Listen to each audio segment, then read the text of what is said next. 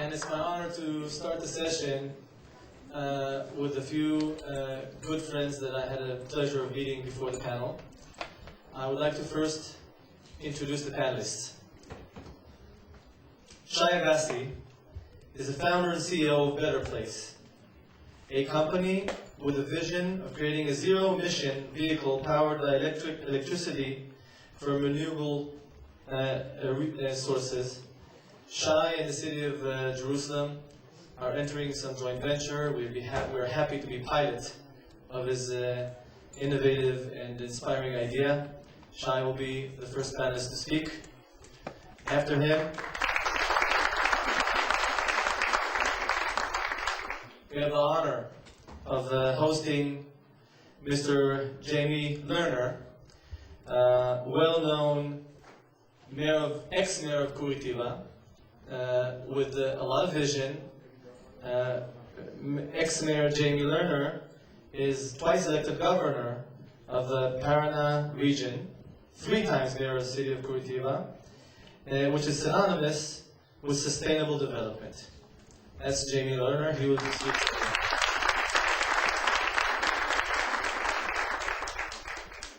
Hopefully I'm pronouncing the name well. Janie Mulgrove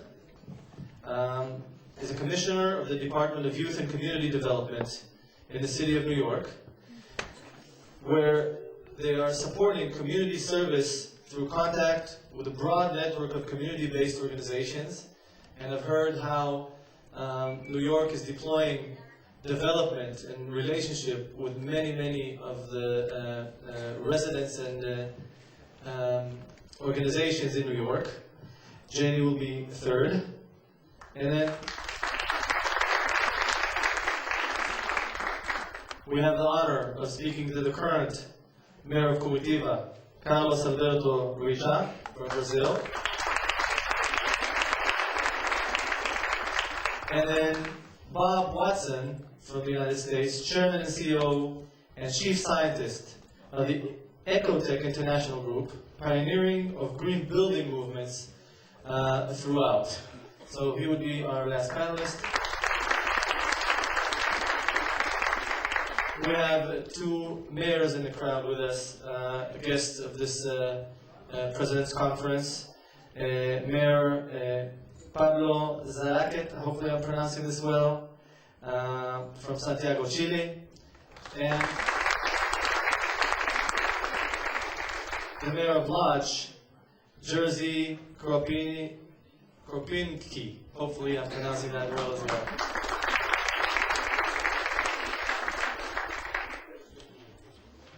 A few words of the session and what we would like to share together as panelists. At the beginning of this conference, President Perez and the Prime Minister and others talked about building tomorrow. Talked about tomorrow, long-term visionists that are discussing new technology, new initiatives. The world's becoming flat. The role of cities is becoming more and more dominant. And in this panel, we are talking about how to integrate these great ideas of tomorrow with current cities and current planning. It's an era of mayors, of local leaderships, of local leaders that have to take leadership and integrate these wonderful ideas and transform them into action.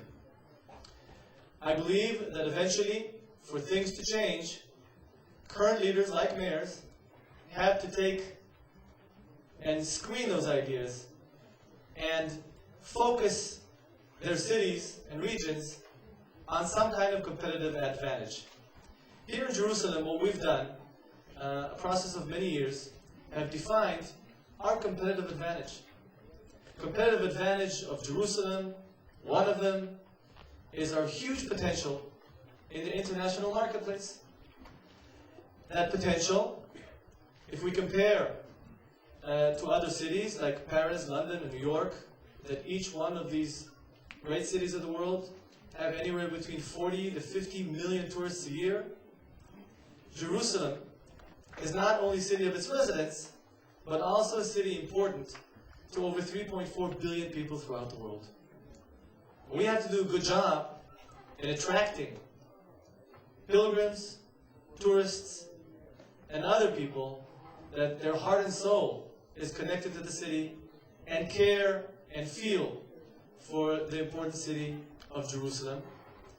And my vision is translated to returning to Jerusalem the role it played 2,000 and 3,000 years ago as a destination site for people to come and visit, open up Jerusalem for the world to enjoy, enable freedom of religion, expand it, build a better product for tourists. We're now focusing culture in the city of Jerusalem to build products for the international marketplace in order to better cater the tourists that come to the city of Jerusalem. And the process of articulating where we have huge potential relative to the 2 million tourists that come to Jerusalem, our goal is in the next decade to achieve the 10 million tourist milestone, which is a huge step from where we are today, but again, relatively lower than the potential compared to other cities. It can be done, and in order to do that, we need to transform Jerusalem from its current ability to develop demand and to sustain and cope with capacity of 2 million tourists to somewhere else to exploit the potential of the city. What I found, we need to go through a process, and we're going into a process, where I as mayor have articulated where we're heading, and now we have to get the public to buy in. We need the different players, meaning the local business people, the municipality, the hotel industry, the culture industry, the residents of the city of Jerusalem, to help us build towards that goal. It's a process. It's a long-term process. And what I've learned as mayor is that we need to achieve those goals by first articulating content, where we want to go, and then introduce a sustainable way of interacting with the public and the different players to make that happen. Interestingly enough, when I shared some of my initial thoughts with the mayors in this panel and the business people in this panel, we all agree that the process is sometimes a strategy. So we will not only talk about what we want to accomplish, but I'd be very interested to hear the other panelists talk about the process of developing sustainable cities that make a difference, that differentiate themselves from other cities, that take advantage of their core competencies and competitive strategies, and together with the public, build towards those goals. There are many, many other challenges we have in the city of Jerusalem, but I decided to focus my first initial discussion on the tourism goal, because eventually, to transform to where we want to develop the potential of the city of Jerusalem, we have to make all the pieces work together. Right now, people that walk the streets of the city of Jerusalem will try to get public transportation. We're far from being there. We have to transform traffic, both public, private, and pedestrian. Because when you walk into the city, to the old city, in peaks, we have traffic jams of pedestrians walking the streets. Naturally, we have to dramatically upgrade and decide where we build the hotel industry and the supporting businesses and services that will have to go metropolitan Jerusalem in order to support our ability to cope with such a task. And of course, we have different constituencies, different sectors of the public. May they be ultra-Orthodox, may they be Arabs in East Jerusalem, the general public. Each has a different view and want to participate in this in a different manner. Some want to be neutral, some don't like it, some love it, but want it in a different way. And so the sustainability building of the city of Jerusalem, from my perspective, is outlining our direction and then step by step building in an evolutionary way and not a revolutionary way how to get there. It is my pleasure to ask the first speaker, Mr. Shai Agassi, to share with us his vision of the transportation vision. And then we'll go one by one to the rest of the panelists, and then we'll open up questions from the crowd. Thank you very much.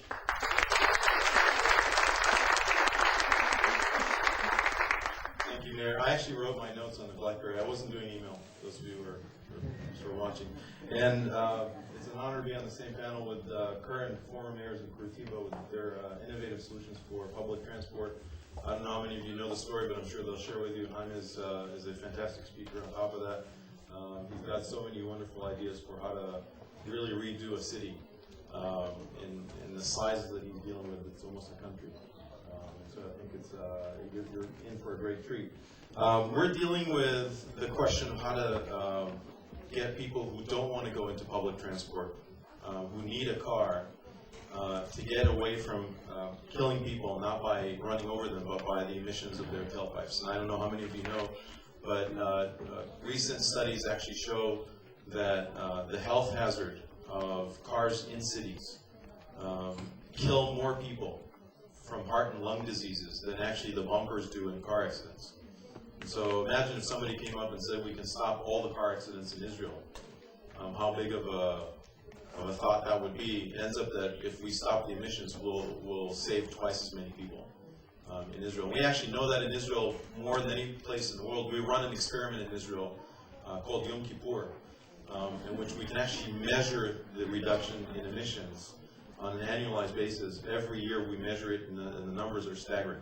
Now, transport in cities has always been a fascinating problem to solve. I don't know how many of you know, but the average speed in London in 1800 of a horse and carriage was met again in the year 2000 by cars. So basically, transportation, no matter how much you try, if you actually improve a city and it becomes vibrant, it always gets congested as a result of growth in the city. Cities that function well sprawl, and as a result of that, they get more people who come from the suburbs to drive into the city. And the biggest issue we have today is not urban driving; it's actually suburban driving that gets into the main city, and you can't stop that. Suburban drive has always been a main issue. We see it in taxis, we see it in commuters, and a big part of the solution is actually not to stop driving, but to stop the damages of driving. When we're looking at these issues, one of the things that we see is mayors actually have a list of problems that they have to solve. The first thing they have to provide their citizens is survival, clean air, and if you kill your people, it's not a good way to increase taxes long term. And so we actually are solving primary problems in cities. We add to that the change that happens mostly on the outside arteries that come into the city. And if you look at most cities, the central urban sprawl, the downtown area is always vibrant. It's the young kids, it's the 20-somethings that come in. They don't want a car. They actually don't care about a car. And we see it in the biggest metropolitans. Tokyo, for example, less and less people own a car, don't even know how to operate a car. Same in New York. Most people don't actually own a car. The problem starts on the outside, and as you get to the outside of the city, the outer rings of cities become decaying, and the main reason is those are the areas where the main arteries from the suburbs come through into the cities, and what you see are these 6, 7, 8-lane roads that emit noise and pollution in deadly amounts in which people just don't want to live next to them. Now imagine these arteries go with cars but without any emissions. And what happens is a very interesting, significant shift in the value of the housing in that area, a significant shift in the value of the land, re-urbanization in those areas, and as a result of that, a significant increase in taxation. And you can see, imagine Jerusalem where the main arteries actually become desirable, not ones that you want to move out. The taxation effect on the city is fairly significant. Now all that can actually happen. We're doing that. We're seeing it happening in various cities. The partnership that we have with France is an interesting one. There's a reason why France is leading in electric transport. The main reason is they have an overabundance of electricity. They went to the nuclear generation of electrons. They have overabundance of electricity, and they want to push electrons as the means for transport, which is the exact same reason why New York moved away from electric cars back in the early 1900s. In 1901, 02, if you measured the number of cars in the streets of New York, there was an equal amount for gasoline and for electric. But at that time, it was the invention of electricity. New York was the center of that. Edison put the network in there, and they ran out of electrons. But oil became cheap and abundant because nobody used it to light up their houses, and so oil became the preferred mode for transport. It's the abundance of energy that pushes people to use that for commute, and I think if Jerusalem today moved into, with the announcement we're making today about Jerusalem becoming our main pilot in Israel, I think that would demonstrate to the rest of the world how you could start something here, close to God, and then take it out to the rest of the world. Thank you very much.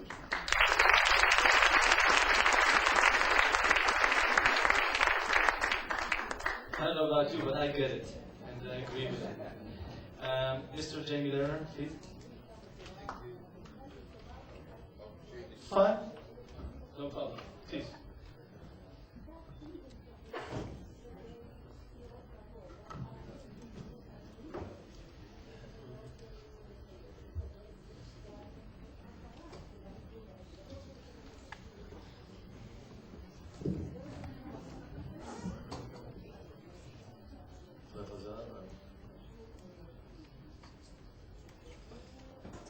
Good morning, everyone. For me, it's an honor and a privilege to participate in this conference. We are currently experiencing an age of uncertainties for nations, but with plenty of opportunities for peoples of goodwill, generally engaged in the newer assumptions of international cooperation and sustainable development. As mayor of Curitiba, I am convinced that a significant part of the problems faced by the planet will be solved, starting from the cities in which we live.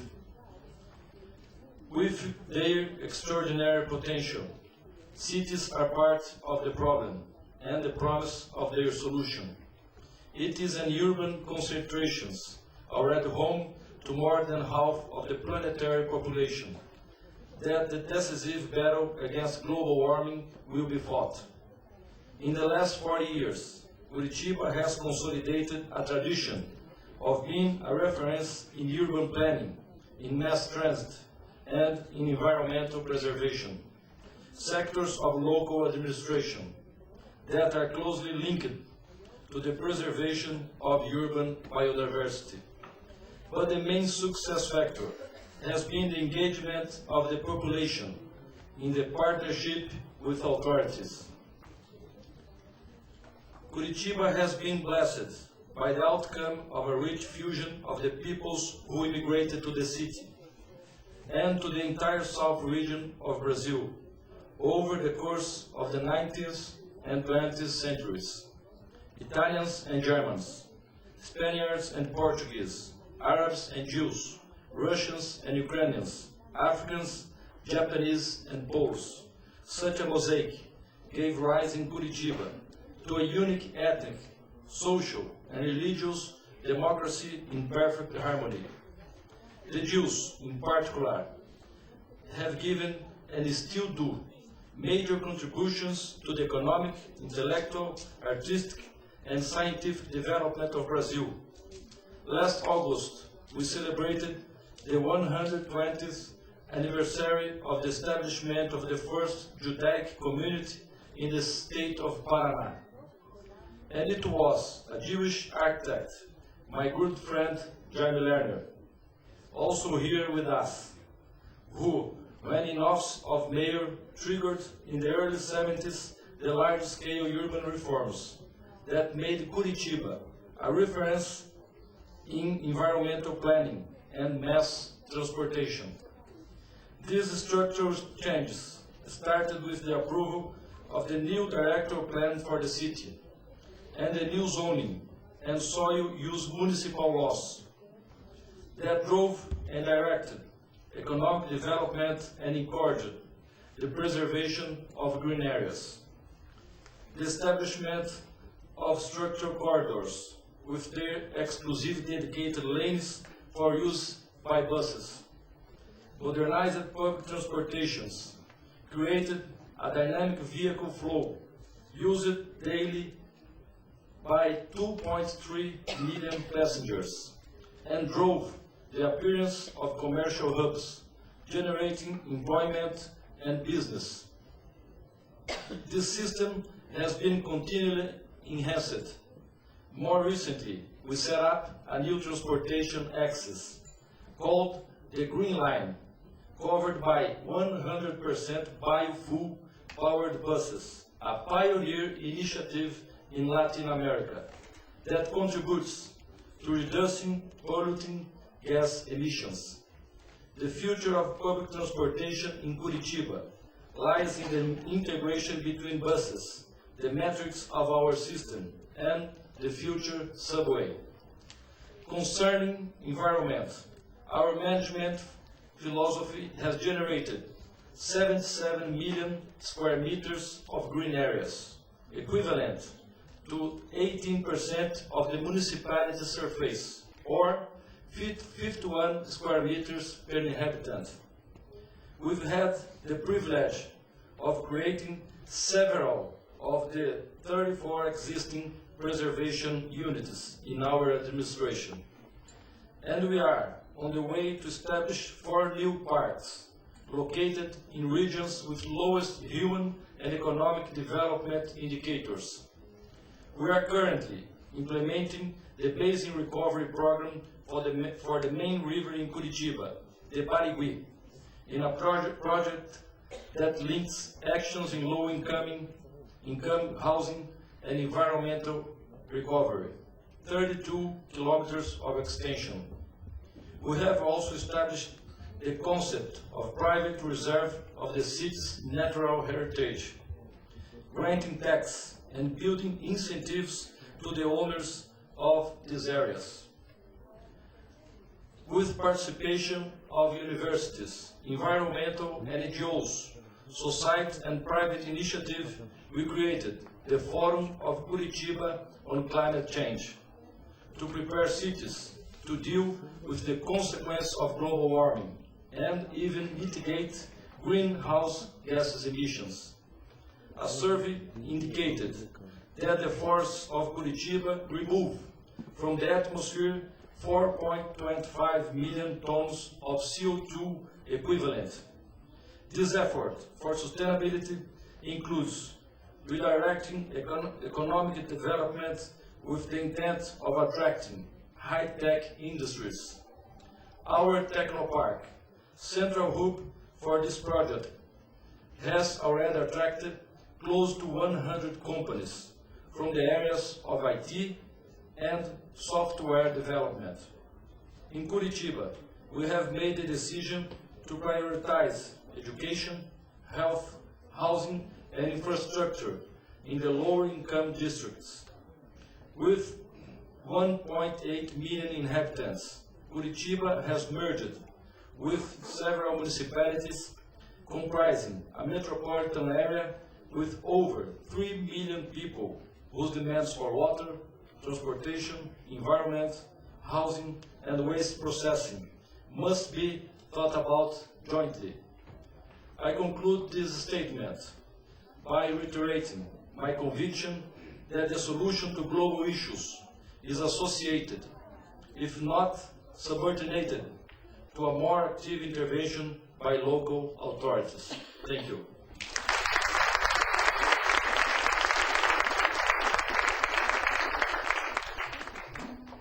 Well, I spoke about tourism and exploiting the potential of Jerusalem. Shai talked about transportation and transforming transportation.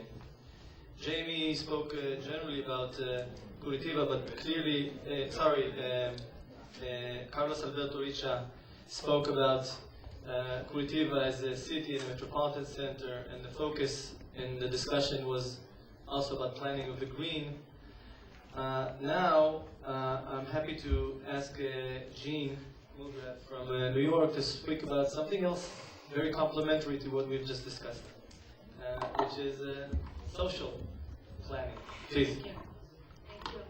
Thank you, Mayor Barkat, for all of your generosity and for inviting me here today, and for your dynamic leadership and vision.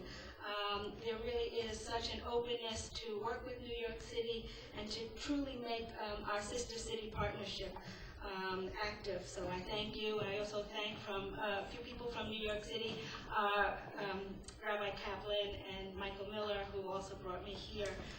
As was mentioned, my name is Jeannie Mulgrave, and I am the Commissioner of the Department for Youth and Community Development, and I'm delighted to be able to share my perspective on building sustainable cities.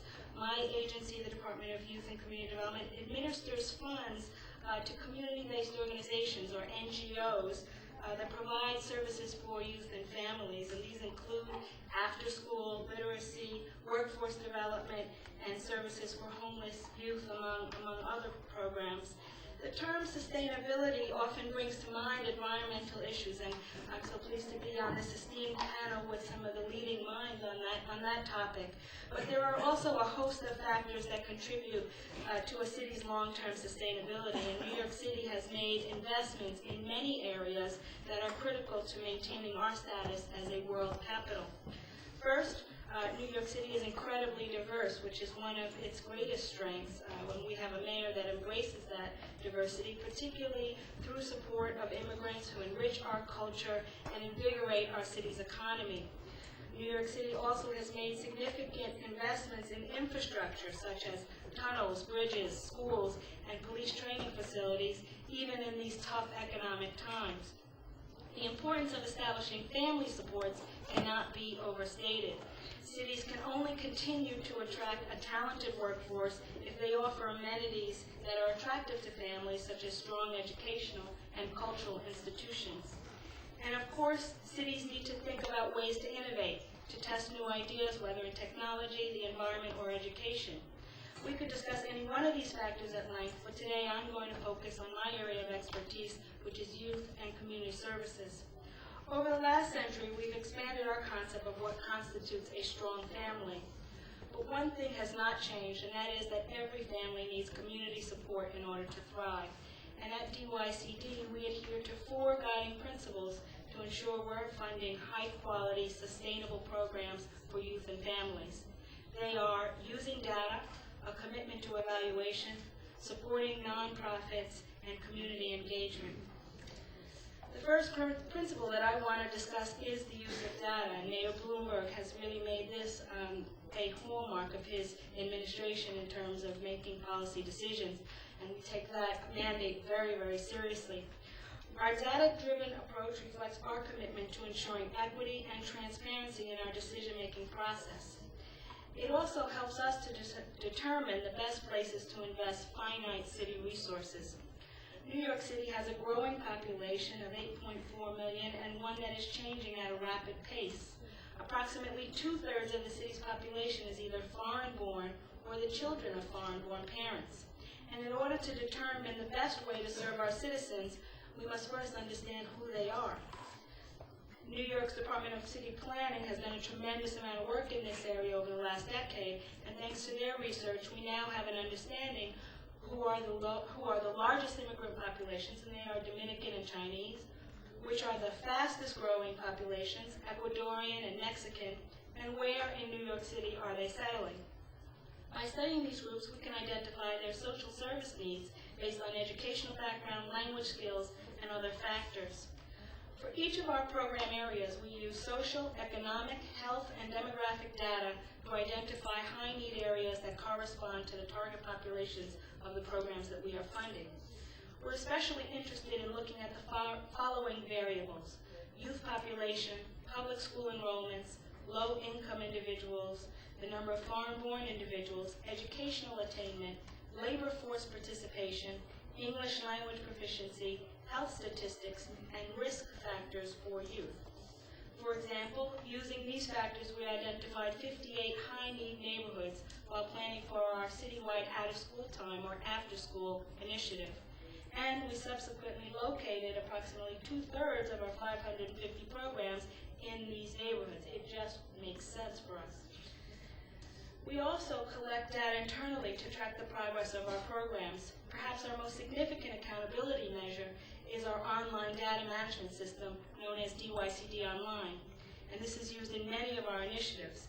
This system allows programs to track attendance and participation for all of the young people in our programs, and at any given moment, we know who participates in a program, how often they attend, and which activities they're participating in. We also know what language they speak at home, and this is important because we have over 200 languages spoken in New York. We also know things like food allergies. DYCD Online not only allows us to monitor quality, it also allows our providers to assess themselves and identify areas for improvement. My agency's second guiding principle is a commitment to evaluation. After we've crunched the data and targeted our services, it's critical to determine the effectiveness of those services. For many of our initiatives, we engage outside consultants to provide an unbiased view. In our external evaluation of our after-school program, we gather feedback on 3 different levels, looking at the system as a whole, looking at individual programs, and looking at individual participants. We're especially focused on what consumers think. Our most valuable feedback comes from parents, children, and service providers. Here's a snapshot of what our evaluation has found. Participation is strong, with more than 80% of elementary school students attending 5 days a week. Program staff are highly qualified, with 86% having a 4-year degree. Parent satisfaction is very high, with over 80% of parents rating their programs as excellent or very good. And youth and OST programs report high levels of academic motivation. These types of findings help us to show that our programs are a good investment. They help us to make the case for new and continued funding, even or especially in a bad economy. We also conduct ongoing evaluation internally through our team of contract managers, and the staff members perform regular site visits and provide technical assistance. We hope that they become coaches and not auditors. Most importantly, we are willing to act on the findings of both internal and external evaluation, and we've made several adjustments in our programs based on that feedback. For example, we learned that we had some challenges recruiting and retaining older youth, and we modified our high school program accordingly. We also do performance-based contracting, which ties a percentage of the funding to programs meeting their performance targets, such as enrollment and attendance. As a funding agency, we're only as strong as our nonprofit providers, and so we use capacity building to help build these programs accordingly. They provide support for infrastructure, professional development, and help bring new vendors into the funding pipeline. Specifically, our technical assistance helps build the board of directors, develop and implement strategic plans, helps them raise and manage funds, helps them monitor and evaluate organizational effectiveness. Our professional development works with frontline workers, supervisors, and agency directors through leadership and management training. I'm just going to skip ahead a little bit.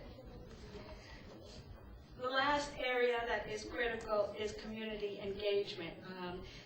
While capacity building focuses on the who of effective service delivery, equally important is the how. We heard that mentioned already today.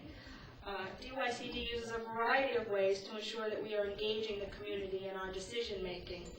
One critically important strategy is the use of technology. Government resources should not be the best kept secret, and DYCD's website allows us to easily provide information to a wide audience.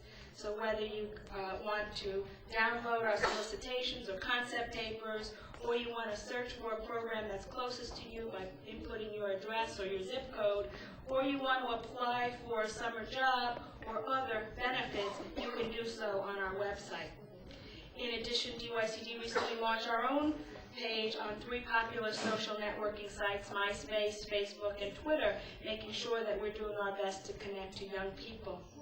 We also convene several advisory boards for guidance and input. Community-specific neighborhood advisory boards are made up of civic-minded New Yorkers who are responsible for identifying the needs of their local communities. DYCD takes their findings into consideration when we allocate funding. We have a youth board and a youth council and an interagency coordinating council that represents 21 of the city agencies that focus on youth in city government. Finally, we provide opportunities for ongoing feedback through market research, surveys, focus groups, and public hearings. making sure that we get that necessary input from our stakeholders. In sum, we have seen a tremendous growth as an agency and as a sector, and we expect to be able to remain strong as long as we continue to use data, evaluation, capacity building, and community engagement. Thank you for the time to speak with you today, and I look forward to hearing your questions.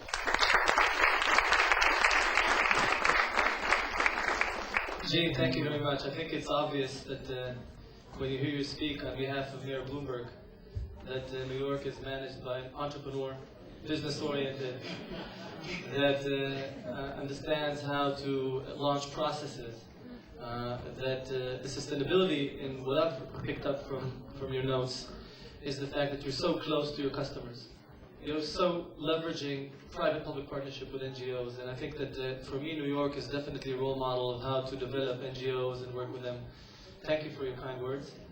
And now we move to Jamie, which no doubt is one of the most noticeable public entrepreneurs the world can offer. Jamie, the floor is yours.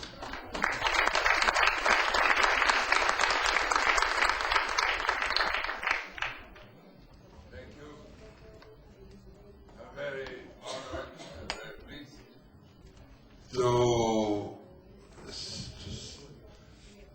to share with mayors from two cities that I like more in the world. My own city, Curitiba, and Jerusalem.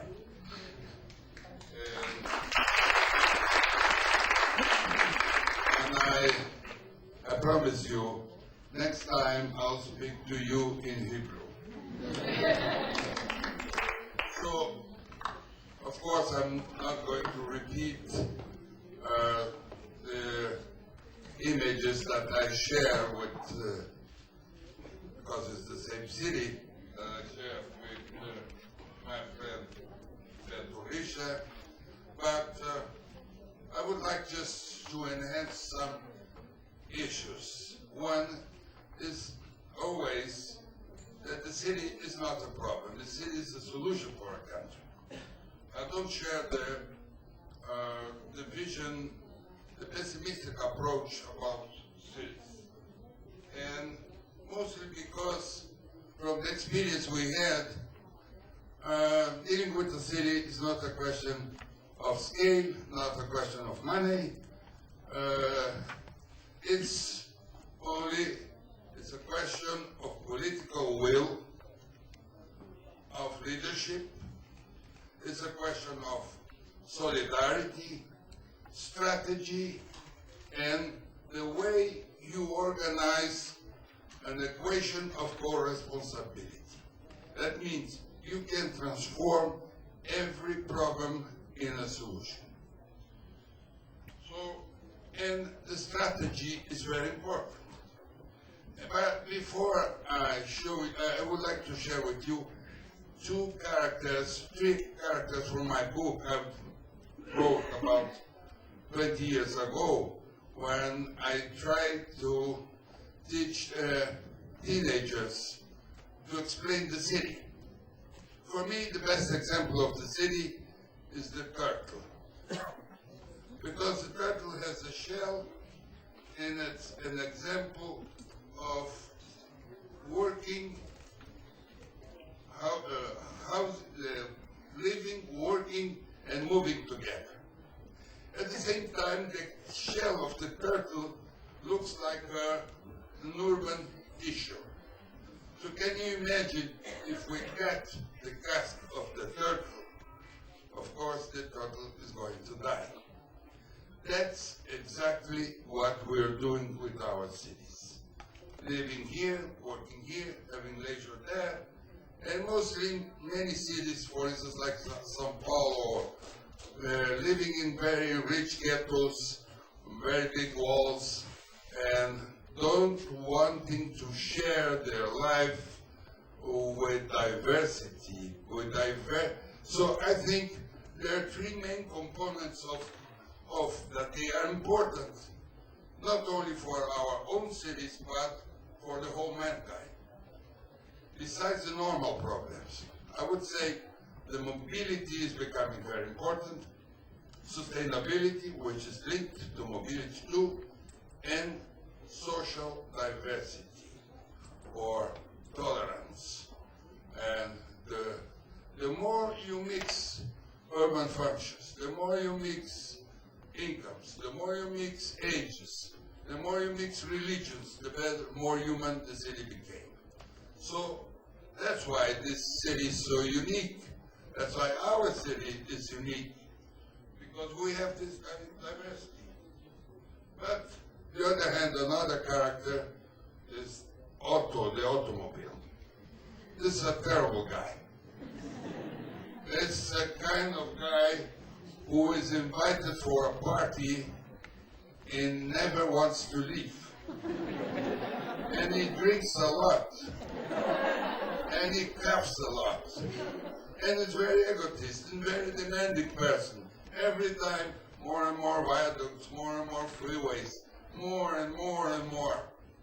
I used to say, I'm sorry to repeat this, that the car is like our mother-in-law. We have to have good relationship with her, but we cannot leave, she'll conduct our life. And in other words, if the only woman in your life is your mother-in-law, you have a problem. So, this accordion, a friendly bus that carries 300 passengers, according to the technical references, is 270, but the bus is Swedish, so it's 270 Swedish Sweden passengers in 300 Brazilians. So, but every city has a design. This is very important. If it's radial, if it's linear, Curitiba, Rio, Oaxaca, San Francisco. What is the design of the city? It's a strange archaeology that links the old roads and old spaces they are there to us, and we create a spine which is the structure of living, working, and leisure, and everything together. And this is really what I call the structure of growth of a city. This is how it was done in Curitiba, what you saw the images, but the idea of only having mass transit where you have more density is very important. So, and the dedicated lanes and boarding facilities, which are important. I have to say that it's not only dedicated lanes. You have to have fast boarding. And that means entering in the bus paying before entering in the bus and boarding at the same level. This is quick. It has to be quick because the frequency. You don't have to wait more than 1 minute for a bus or for the system of transport. The frequency is the quality of the system. I remember when I gave an interview to the reporter of the New York Times, I was trying to tell, he asked me, what is the idea about the system of Curitiba? I told him, well, it's dedicated lanes, quick boarding, and frequency of less than 1 minute. So my wife, she was listening, and as always in the opposition, she told, no, this is not true. It's impossible. I was ashamed. How can, in front of the reporter of the New York Times? So I took him to the terrace of my house. We could see, and I took them, and we tried to find out how much time it was every 40 seconds. My moral in my house for 3 months.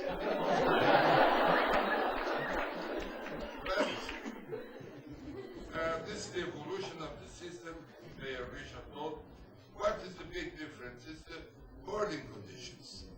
You can transform a bus in a subway. It's like metronizing the bus.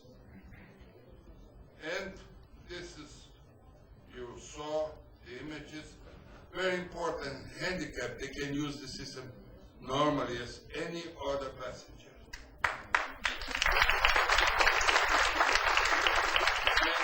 You don't have this in many subways in the world. But we started the idea of boarding, quick boarding, and integrating when I worked in the year 2000 as the commissioner of the year 2000 in Rio. So we designed a system and integrating bus with the subway. 25 years ago, the subway, the people from the subway, they were against. And the people from private companies, they were against. 25 years after, the same company, the subway, the companies, they contracted us to develop the system that I'm going to show you, which is almost the same for the Olympic Games in Rio. And they are boarding, glass boarding tubes with LED. You can see how it's going to be in the landscape of Rio. It's not being colored, it's not going to be colored during the day, it's not Shanghai. It's at night slightly colored. And you can see how it's going to be, and this is the model, how it works. But I don't want to prove which system is the best. Even my opinion is the future is on the surface. But the idea is sharing all the system. So, but with one condition, never competing in the same space. So if you have a subway, you have to have a smart subway. If you have a bus, you have to have a smart bus, a smart bus. And what is now important, you can transform, as the French they did with the bike, they did the smart bike, which is transforming the bike in a public transport. This is the belief. But with the same idea, I'm starting to design, I'm designing the smallest car in the world. And I can fit inside this car. So, this is the tuk-tuk. 60 centimeters or 1 meter 30. And you see, it's a docking car. You don't own the car. So you're docking in the station. It has an autonomy of 50 kilometers, but it's small. And what is important? This is how we develop. Next week, I'm going to run this car in the city of Rio and the bike line of the city of Rio. So you're invited, or I can bring it to Jerusalem. Mayor Barakat doesn't need, he runs a lot. And Mayor Risha, he is a car racer. So, but this is how it's the comparison with the scale.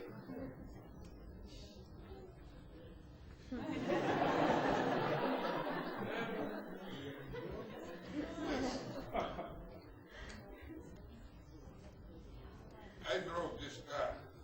Oops. Ooh. Help.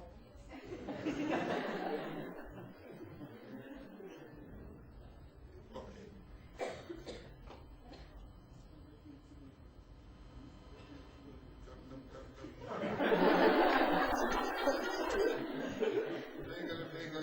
Sip.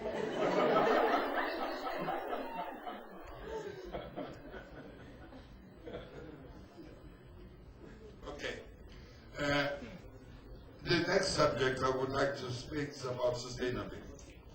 Well, I want to speak sustainability with very practical ways. Because, you know, in every city in the world, mostly mayors in the US or in there, I think it's just you have to tell you're in favor of the Kyoto Protocol and it's enough. This is not enough.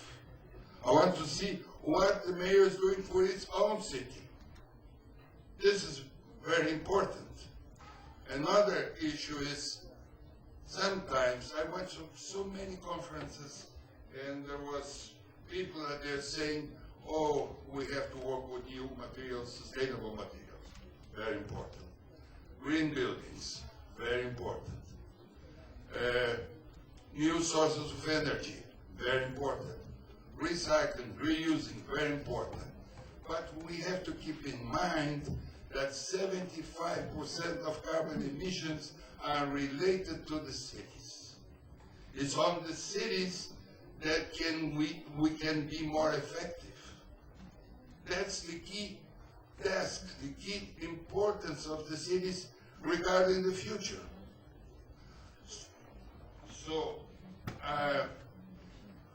every time that a city improves its quality of the public transport, when you separate garbage, you're becoming more sustainable. So, I'm obsessed by the idea how to teach children about sustainability. That's why we started to trade and to separate garbage. We started with the children. And we started every child, not just one pilot plant, every child in every school. After 6 months, the children, they teach their parents. And after we started the campaign, and since 1989, Curitiba has the highest rate of separation of garbage in the world.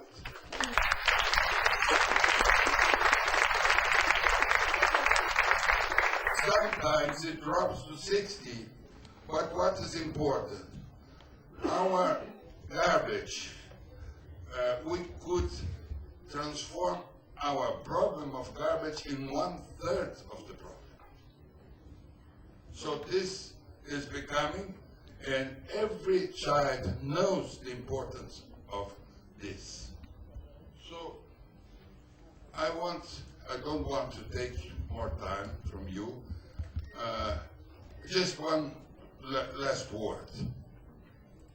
Every time when I'm coming to a city, I try to ask the responsible political leaderships, planners, people, what is the problem? So many problems, many cities. Our problem is sewage, our problem is crime, our problem is money. Money is never a problem. When you want creativity, cut 1 0 from your budget. If you want sustainability, cut 2 zeros. If you want to make it happen, do it now. So, innovation is starting. Innovation is starting. You can write a whole tractate about how to swim. So move your arms and your legs at the same time. The moment you dive in the water, you see, oh, it's so easy. I remember when I was a teenager, I used to read tractates about sex. And, it was for me, it seems so. And I realized a few years after that it was not so complicated.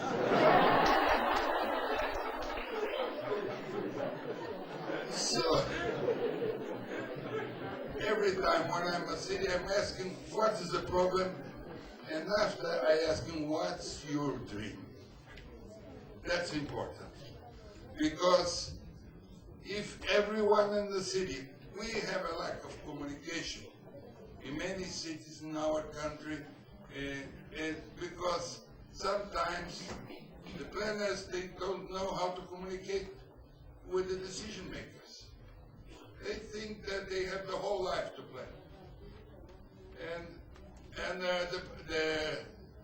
And sometimes they don't know how to communicate with people.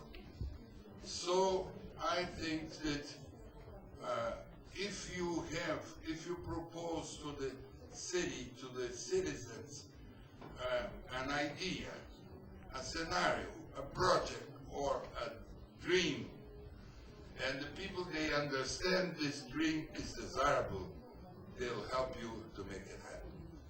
So I'm sure that all of you will help to make Mayor Barakat's dream. Thank you.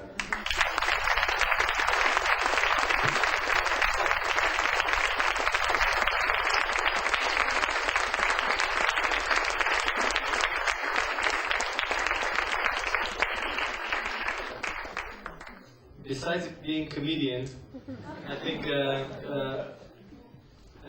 Jamie, we've heard what you mean sustainability means. Speech today is drawing on the lessons of Cortiva and other leaders, and I think one of the key things that I took away from Jamie's talk was the importance of asking the right question.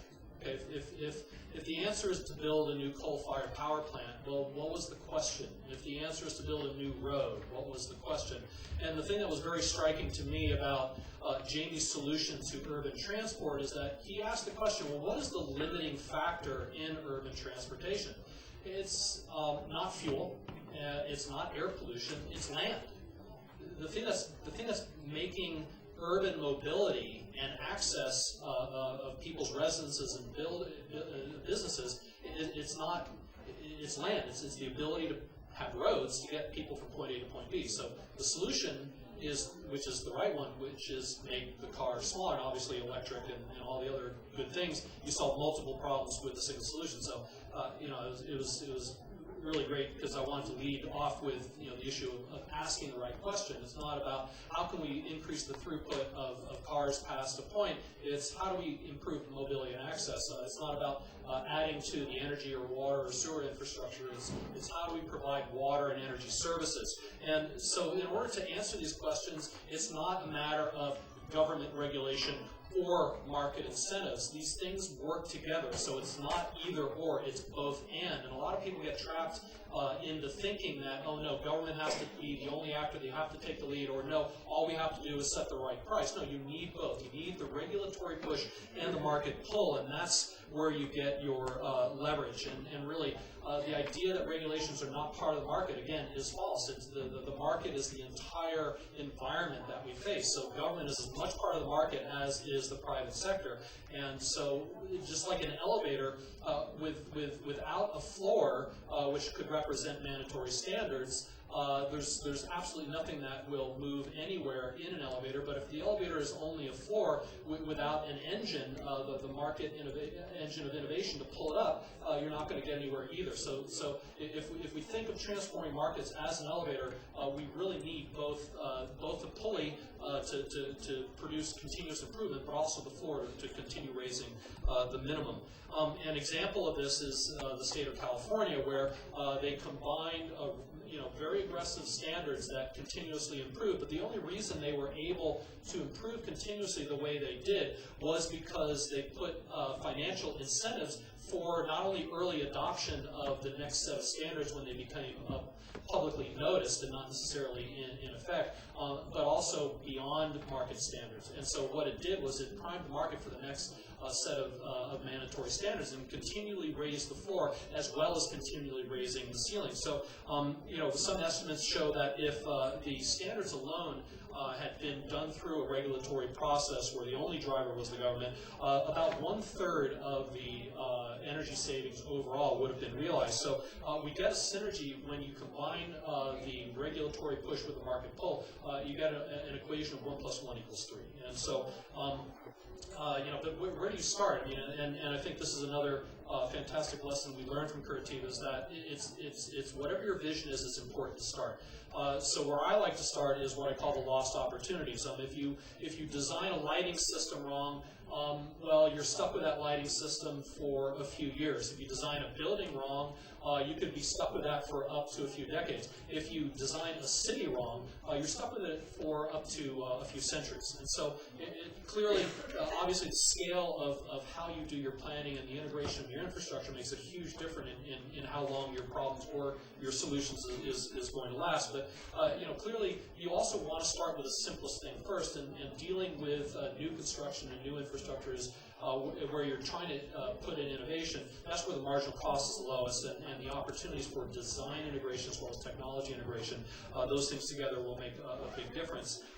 With existing infrastructure, it's a lot tougher. The economics are not as favorable. In a lot of cases, your economics are almost purely marginal, so you have to make your push on better things unless you understand what the end of life of your technologies are. And a lot of it is limited to technology replacement because you're stuck with your building infrastructure, your water infrastructure, your road infrastructure, and it's a lot harder to change those design elements. So you're forced to rely on incremental improvements in technology. And with an existing fabric, whether it be a building or a city, sustainability is much more of a process rather than an event that is design driven. And so, what we say, the chain breaks at its weakest link. So in order to transform markets, you need some sort of mandatory standard or some sort of bar that tells you where you are. But then you also need the ability to meet the requirements of that bar, not only in terms of the design and construction expertise, but also in the availability of materials, because you can have a great standard, but if your designers don't know what to do, you can't design it. You can have great designers that are doing exactly the right thing, but if they can't find the right technology, the right equipment or materials, that's not going to work either. But then, in order for the market to be in equilibrium, everybody has to be held to the same accountability. So if your enforcement administration is not there either, then all of a sudden what you have, instead of a race to the top, you have a race to the bottom, because why should I do things that are possibly more expensive when my competitor is not? And so if you set standards that are too aggressive for where the market is, then what you do is you create a culture of non-compliance instead of a culture of compliance, because what the market sees when you create a standard that is not viable in the market, whether there's lack of expertise, lack of materials, etc., they say, oh, they're not serious, this is just for show. And so when you get to the point where you really need to put the standards into place, the market's not going to respond the way you need to. And so I'm going to sort of walk through this incomprehensible diagram very quickly, but it's really about the planning. This process is applicable depending upon whether it's new or existing, and can apply to energy infrastructure, water infrastructure, the built environment, transportation. First thing to do is start with demonstration projects, and again, that's what we saw in Curitiba. The important thing was to start with one bus and show that we were serious about doing an alternative transportation thing. So what we're trying to do is we're testing technical assumptions and showing technical feasibility, and we're also building awareness about intent. We're sort of priming people's imagination pump. And then the next standard is to develop or adopt standards, sort of basic guidelines and benchmarks based on that technical experiment. And again, there are lots of these examples out there, and rather than reinvent the wheel, maybe the thing to do is to localize one of them.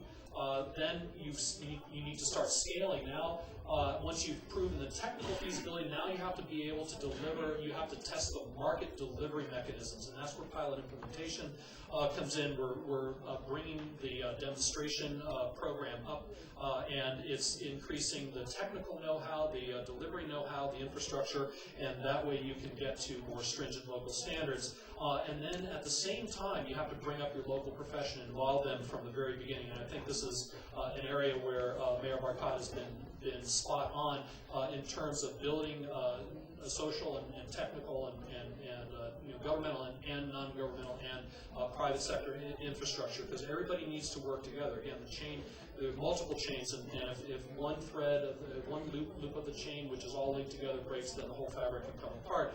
And using established infrastructure is both good and also risky, but if you can co-opt these institutions, then it's very helpful. And then you can build future capability by harnessing local educational institutions to solve problems, and you're training future leaders and future implementers. Then you're ready for full-scale launching, which allows, when I say infrastructure, it's got to be technical, market, implementation, because mandatory standards, like I said, if they're not implemented and once they're not enforced, then you have a race to the bottom instead of a race to the top. And then a cycle of continuous improvement, because let's face it, mandatory standards essentially are saying if we did it any worse, it would be illegal. So these things are the minimum socially acceptable level that, structural standards, buildings, we don't want them to fall down. We don't want them to pollute. We don't want people's health to be compromised. And then as we continuously improve not only the mandatory standards but the green standards, we have a race to the top, and that's exactly what we want to do. And to support this, we need training and we need procurement, because heaven forbid we should have government leadership, and basically it's an act of market power. Government can exercise its vision for the future and its leadership through its procurement process and establish an example that the private sector and individuals can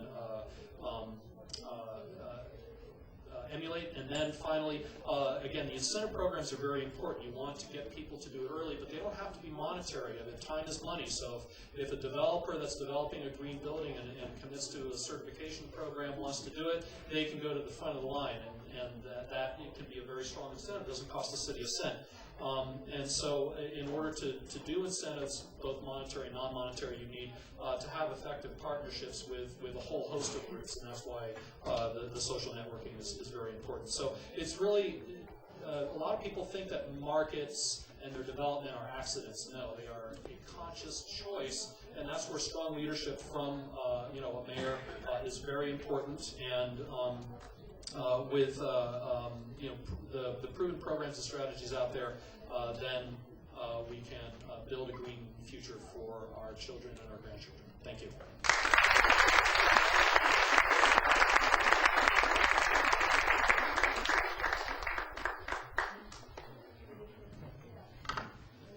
With your permission, I would ask Mayor of Lodz, Jersey or Easy, Yezi, to maybe say a few words on what we've been discussing in the panel, and we could all make shorter answers, we may leave some one or two questions for the crowd. Mr. Mayor, dear friends, well, I have prepared a nice speech about the achievements of my city.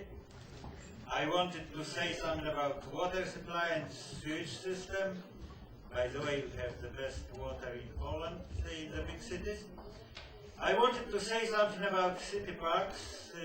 One of them was nominated 5th in Europe. I wanted to say something about city forest. We have real one, not the artificial park transformed into the forest, but the original forest within the limits of the city. We are building the regional tram. We have initiated a garbage separation program. Well, I resign. I better make it otherwise. Mr. James Lerner, instead of saying a lot, I would like to invite you to my city.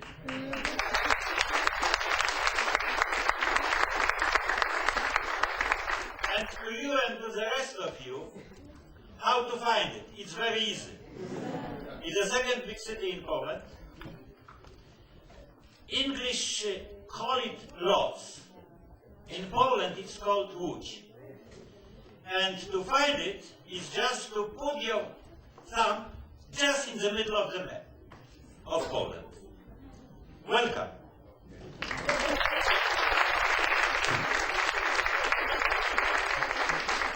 We have just time for a few questions. Please make them short. Yes. Mr. Lerner, I'm Brazilian, living in Germany for 20 years, Mr. Naranjuan. I read your extraordinary book, Urban Acupuncture. I would like you to say a few words about that. Okay, 1 minute. We'll take 2-3 questions and we'll answer them together, okay? Please. Can you repeat the question, please? A few words on urban acupuncture from Jamie Lerner. Acupuncture. Eshkol2 from Hungary. I would like to ask Shaya Gassi if you could give a short overview about the status of your project in Israel and in Denmark, and whether is it a change in your strategy till now. As I understand, you dealt with the states in countries. Now I heard about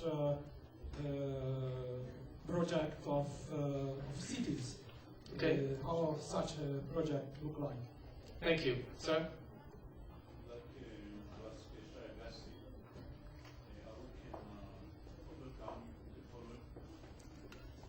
I would like to ask Shaya Gassi how we can overcome the following problems.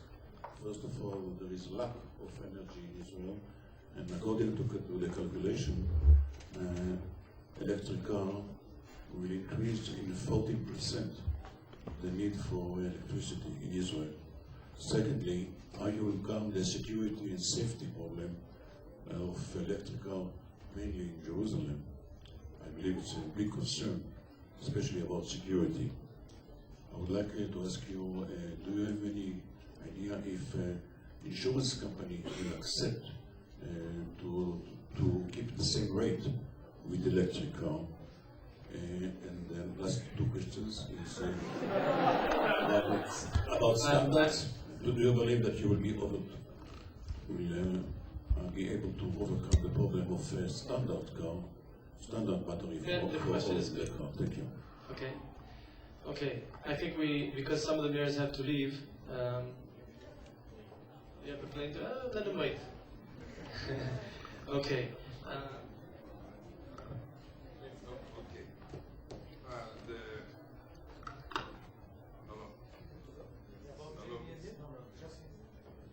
It's a good opportunity to say thank you to the Corporativa. You have to leave. If you want to say a word before you leave, it's fine. Or it's shalom. Shalom.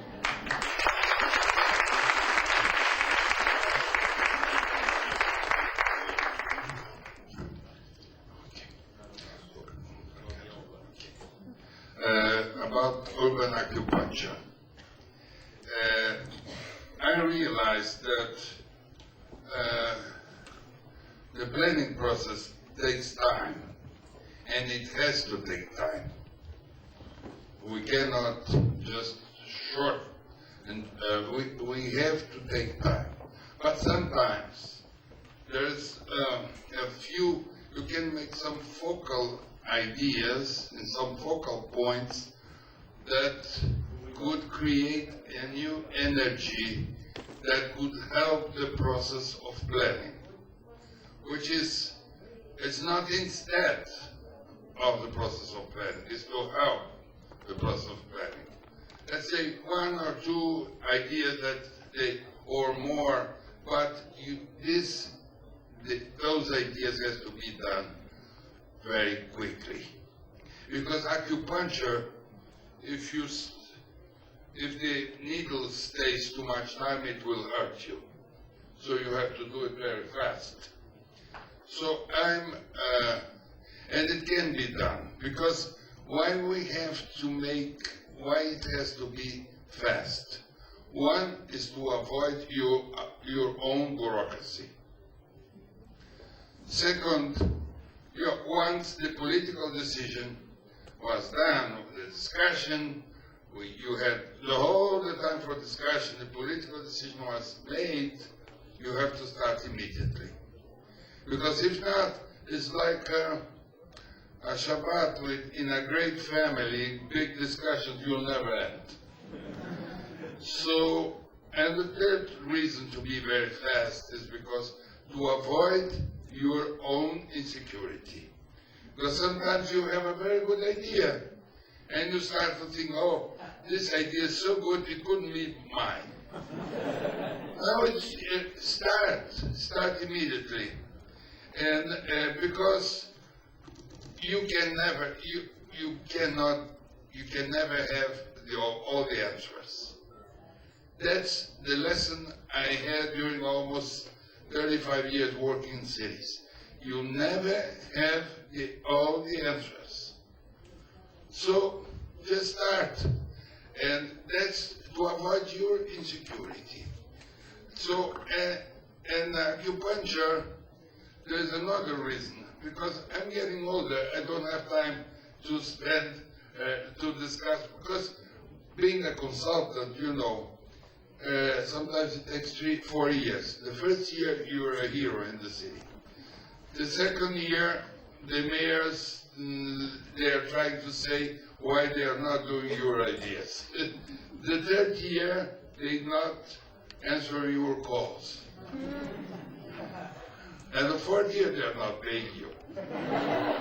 So I decided to make urban acupuncture. I'm going with 3 or 4 guys, 3 or 4 architects from my team, and we're staying for 2 weeks, 20 days, and working in a charrette with architects, the designers, politicians. At the end, we'll leave 1 or 2 ideas. If it's good, they'll take it. If there's not good, there's no lose of money, there is no lose of time. And this, what I like most, I did this recently. If you say too much, they're not going to read the book. Yeah, okay. So just to add, recently we worked in the Dominican Republic. I'll stop. Thank you very much. Shai. The design, it's definitely an honor and a pleasure to be on the same panel with you, sir. So let me give you a status on the project. As you recall, we announced it in Israel, in Jerusalem actually, as the first city and the first country that that was the sort of the first announcement on January 21st, 2008. That was about less than 20 months ago. We said at the time that our goal is to actually have a countrywide test by the end of 2010, and we're on that mark. We're actually we've already installed across the country in most cities charge spots. Actually in Jerusalem, there's a whole street. There's an announcement today with Jerusalem on a strategic partnership with the city to become the biggest adoption, both for cars and for installation of the infrastructure across Jerusalem, which the mayor has actually spearheaded personally, and I think it deserves a lot of credit for that. We will run the test in the second half of 2010, about 12 months from now. This test will start. We estimate roughly between 6 and 12 months worth of testing if everything works well.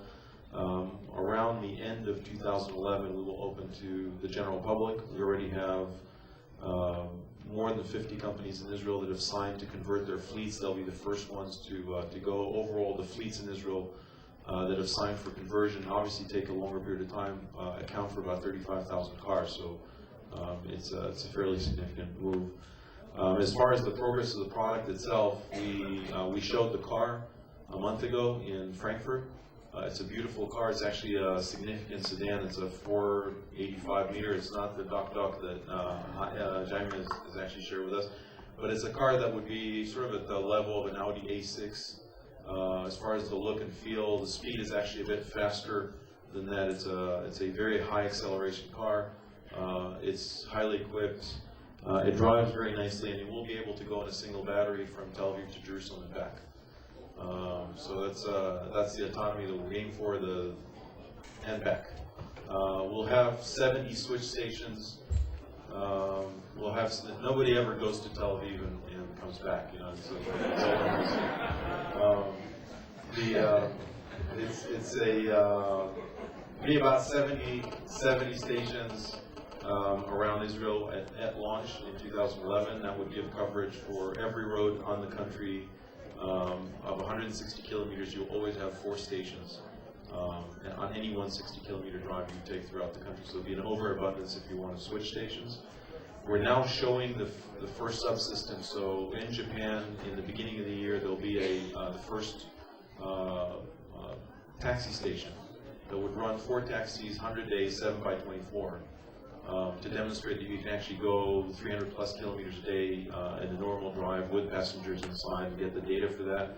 In COP15 in Denmark, we have our first operative massive electric network for charging. So we're testing 2 subsystems. In COP15, all the electric cars will go through that. I want to give some of the answers to the questions that were raised here. First of all, on the shortage of electricity, actually we have a study by the Electric Utility of Israel, Israel Electric Company, that using our smart charging software that's in the cars and in the back office system, there's no need for any additional generation, nor is there any need for any change to the charging network. In effect, we've saved $5 billion worth of infrastructure investment for Israel by using our software. With regards to safety, I want to remind you that the car you'd be driving today home actually has the highest energy density explosive liquid in the back of the car. And just for fun, you have a lighter in the front.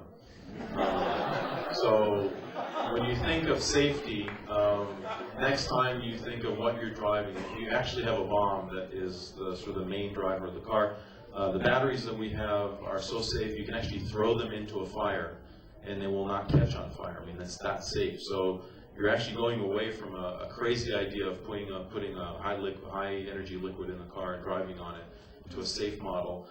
As far as insurance goes, we now have the insurance companies, the major insurance companies in Europe, including the one in Denmark, has just announced that they will provide insurance to the electric cars in Denmark at a reduced rate, at a discounted rate of 40%, due to the fact you can't steal that car. It's kind of a stupid car if you steal it because we know where you are. So we can actually send the police to pick you up where you're going to go. We can also lock your doors on the way out there. So it's fairly safe, fairly innocuous. As far as standards, the big standards committees are actually convening in Tel Aviv this week. And the 70 countries, the standards are emerging, and we've committed to be both standard-based, international standard-based, as well as fully open, so that if there is a second network, they can use our network openly, and so that there's no antitrust situation in building the network. Thank you very much.